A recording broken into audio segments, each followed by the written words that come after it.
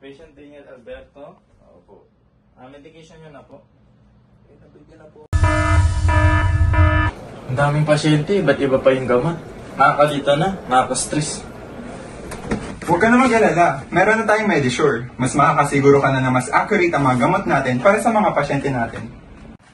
Just scan the barcode using your cellphone na makikita sa ating mga patients' wristband kung saan makikita natin ang kanilang mga nainom na gamot, mga kailangang inumin na gamot, at kung kailan nila ito kailangang inumin.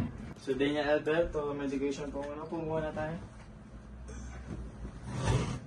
Scan ko lang po muna yung code.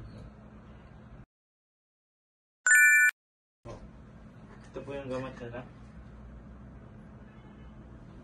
Wow! Sobrang nakakatulong naman tong Medisure app na to. Time saver, less stress, at accurate pa. Sobrang dali pang gamitin. Kaya ano pang hinihintay ninyo? Use Medisure app now!